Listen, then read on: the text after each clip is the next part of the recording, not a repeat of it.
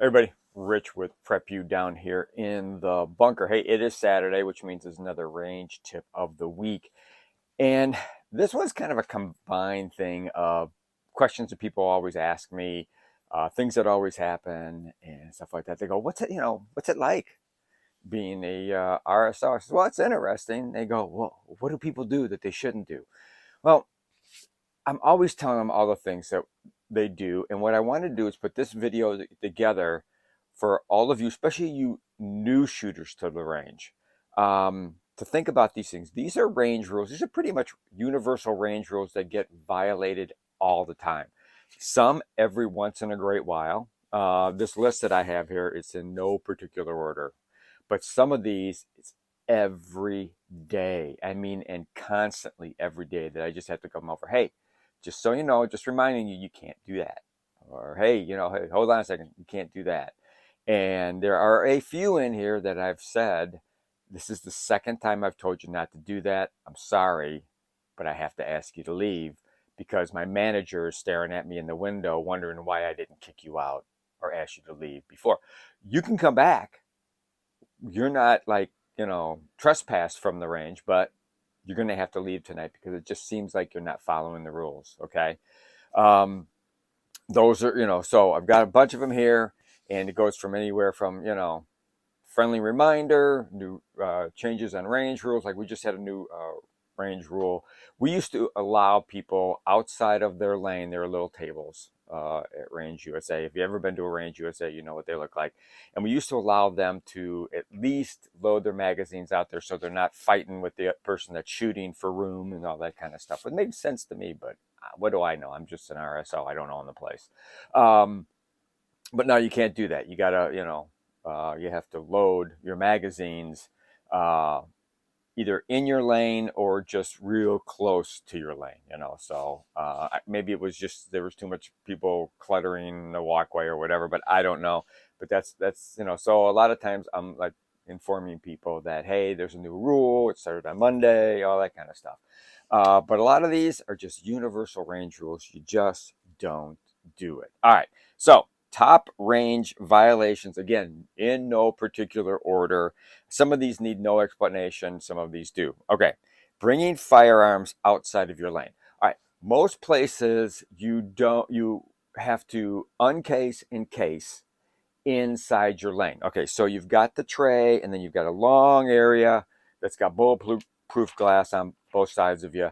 You have to stay in there. What I like to see too is when guys know and gals know that when they open up their rifle cases, the barrel should already be pointing downrange, should be picked up, set right down on the tray. Okay. I love that. A lot of people think that the tables are for uncasing your firearms and then they're sweeping everybody with their firearm. I don't know if it's loaded or not. Sure, if there's no magazine in it. Sure, if there's a chamber flag. I'm pretty sure there's nothing in there. Okay. But some they pull out with no chamber flag in it. I don't know. Did they unload it the last time? I don't know. Is there a round in the breech? I don't know. If there's a magazine in there, how many rounds are in that magazine? Is it an empty magazine? I don't know. So all RSOs assume every firearm is loaded, absolutely loaded. And we have to do that. And maybe this time the guy's got a chamber flag in it and there's no magazine, but the next time it's not. There's no chamber flag in it, or there's a magazine and no chamber flag. And he comes up, picks it up, and sweeps the range. Okay. Don't do that. All firearms have to be uncased and cased in their lane, and that's an everyday thing. Rapid fire. Rapid fire is a no-no. There are some shooters that are really, really good at controlling their firearm, and there are some that have no clue how to reacquire their target for their second round, and they're just blasting away because they think it's cool, and it's going all over the place. There's multiple reasons why you can't rapid fire. That is one that one of my old managers would say, gone now, no questions asked. I suppose that's true. Case by case basis, but you do it the second time, or If I've already told somebody in your group, most RSOs will say, I'm sorry, you have to leave. You guys don't, because you didn't rapid fire, but you rapid fired. All right. And then, bringing your, and then let's go back. I already explained uncasing your firearm. How about bringing your firearm outside the lane? So bringing your firearm, if this is the post and this is the walkway and this is your lane, they're taking their firearm and walking around to another lane. You cannot bring your firearm uncased, unholstered, out of the lane, around the post to the other lane. Keep your firearms in that area. All right. Move the people back and forth. Or put it in a case, put it in the tray that we give you, or put it in a holster and then bring it around. It just seems to me it's easier if you just like move the people. So bringing firearms outside your lane or uncasing your firearms outside your lane happen all the time. Having a firearm in your hand with someone downrange in your lane. And what I mean by that is there's somebody up in front of you and they're loading or they're shooting it, and you have a firearm. You're behind them, then the target. And you're messing around with the firearm. I don't know if it's loaded or not. I don't really think that your friend wants you to shoot them in the back or in the leg or in the butt. Okay? You cannot have a firearm if there's somebody standing downrange of you. Happens all the time. All the time. Shooting without a sighting device or attachment. How do you know where you're shooting? But it happens all the time. And the answer that I get back from people, well, when I bought this, no one told me that I had to have a sight or a red dot or a scope. Oh, it's not an excuse. So I stop them right then and there. I said, hey, you can do a couple things. You can put it away, take a sighting device off of another firearm, attach it to this, or go out onto the floor and buy some iron sights, buy a red dot, buy a scope. It's up to you, but you can't shoot that right now. Okay. Reaching in front of your lane to hand somebody a firearm. Yep. You got the wall, you got one guy over here, and you got another guy over here, and he reaches around into the firing area and says, hey, here's your firearm.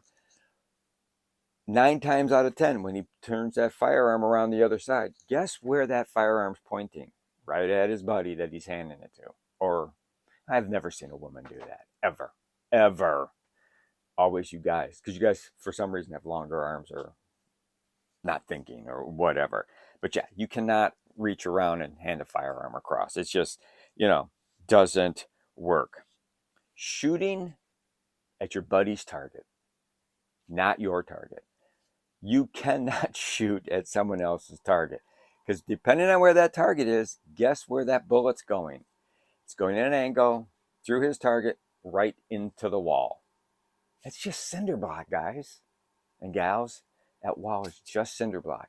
We have enough people ricocheting stuff off of walls, especially on the outside lanes. You can't shoot at somebody else's target. I tell you a second time, that is definitely, you're out of here. I'm sorry. Come back another time. Holster draw. Holster draw. I have police officers. I have good shooters all the time that say, hey, can I holster draw? I need to practice. I said, no. I said, it's a range rule, and it's a range rule because the insurance company does not allow us to holster draw.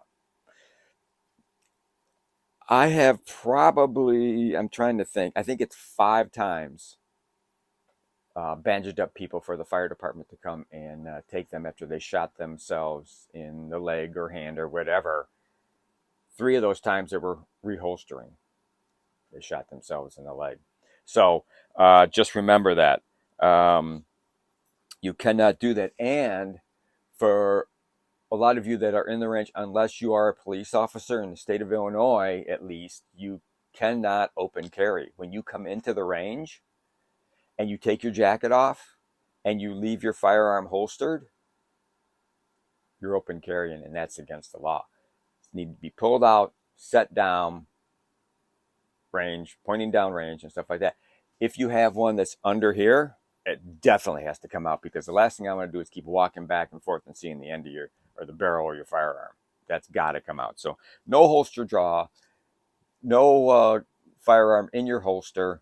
We do have classes for holster draw, and there are specific holster draw times that if you take the class, you can do that. Not wearing or removing your eye protection. Well, I'm not shooting. My buddy's shooting up there. The brass flies everywhere. And the last thing that I want to do is have anything happen to your beautiful eyes that you'd like to see beautiful things, your kids, your grandkids, or whatever, or try to drive or do work, to have a very hot shell go into your eyes. Do not remove. If you're going to take them off because they're steamed up or misty, turn your back to the range. Chances are it's not going to come, hit the wall, and bounce back and hit you in the face. Could it happen? Sure, it could happen. Turn around, clean off your glasses, put them back on. If you are in the range, you wear your glasses. You wouldn't take your hearing protection off, would you? So why take your glasses off? And I tell people that all the time. And the last one that I have on the list is, I think it's the last one. Yep. Shooting with two firearms at the same time. No. That will get you instantly kicked out. Absolutely. And I think most RSOs will do that. So those are the top violations. And, it's definitely the rapid fire is a bad one. Definitely shooting with two hands is a bad one. And there was a couple other ones in there that are pretty bad. But most of them are just, common sense kind of thing. So now you know not what to do at the range. And if you have any questions, I have people all the time is, hey, can I do this? Oh, sure. Hey, can I do that? No, we don't allow that. I'm sorry. Hey, what about this? No. And I'll even go up to some guys sometimes that are really close to rapid fire, but I know that they really, really are good. And I'll go to them and say, hey, I know you can shoot. You're not really rapid firing, but can you slow it down just a little bit? Because I have a bunch of people in the other lanes that are idiots. Okay. And they don't know what they're doing. Not new shooters. New shooters are not idiots. Just as you guys know, and gals that have been to a range, you know the difference between a new shooter, an idiot, and somebody that knows how to shoot. So there you go. There is your range tip of the week. I hope all your range visits are joyful and uneventful, and I never have to talk to you other than say hi. And when you leave, thanks for coming in. We really appreciate your business. I wouldn't be here if you guys didn't come in. So thanks a lot. I will see you next week. And as we always say, always be aware of your surroundings. Always have enough food, water, medicine, and ammunition, whether you shelter in place or bug out. And please prep like your life depends on it, because it really does. Thanks a lot. See you soon. Take care.